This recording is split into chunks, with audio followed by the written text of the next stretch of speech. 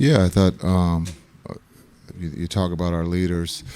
Luka came out and set the tone offensively and defensively. I thought he let everybody know he was ready to play.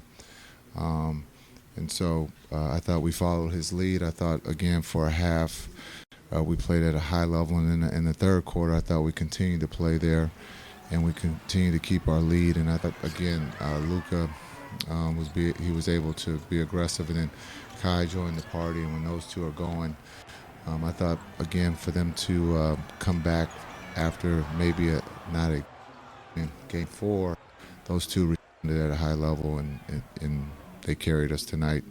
But a great team effort. Incredible to be atop the Western Conference. Minnesota is well coached. They're a really good team. And we're just happy to be able to represent the Western Conference in the finals. They also had another guy that had 36 That's points. right, yeah. A guy with finals experience, a guy who Luka told me the other night, I'm just glad he plays on our team. Kyrie, when Luka took that brief breather, late first, early second, I always get the minutes when it happened confused. But I know I'm not confused that Kyrie did whatever he wanted, the handles, the shot making. What are we seeing in terms of his ability also to impact in concert with Luka? Their ability to now intertwine their games. That's the difference with the Dallas Mavericks. Superpowers, right? That's it. I mean, and it's a perfect mesh. And that was not the case last year. And it's hard to insert somebody next to Luka Doncic that plays that particular style. It's not the easiest thing in the world. Obviously, the way their season ended last year was very disappointing.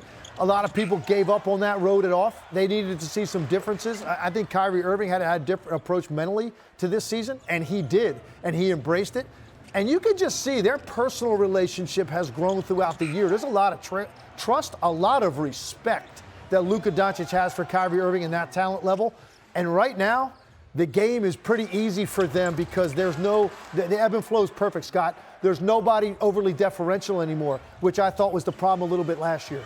That's interesting. Kyrie's going to join us here in just a bit to discuss all of it. And just, I mean, you think of the journey and you think of what it requires. I think we all are allowed to grow into roles that maybe are different, and maybe we were one thing at one point, but now we're just as happy to be something else, like a 1A to the 1 or the 1 to the 1A. It doesn't seem like it matters. Look, we both get 36, and guess what? We both get to eat, and now we both get to go to the finals. Yeah. I think we're all allowed to grow, and we all ought to be patient, I suppose. We don't do that great in this business. Kyrie Irving has been a player that has been admired by everybody for his talent level his entire career. I think there's a whole nother level to this now with Kyrie Irving and the admiration people have for him for how hard he has been competing defensively, the joy with which he is playing, the way he has meshed with Luka, which I said is not necessarily the easiest thing for a high-volume scorer, the way that Luka plays, and yet Kyrie Irving has embraced all of it.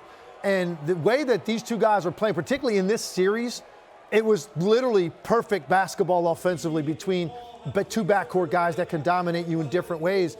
And I think it's just been so fun for me to watch Kyrie Irving enjoying himself this much and playing this well, because he can do things on a basketball court few others of his generation have been able to do. And now it's on full display in a winning environment next to another guy that's an equal superstar. In this week where we were sitting here the other night talking about Bill Walton and that word joy that he lived his life with, there's a joy to Kyrie playing this year that hasn't been there. And I look forward to asking him about that. And he'll join us here in a bit. In the meanwhile, we're going to hear from Anthony Edwards in just a moment.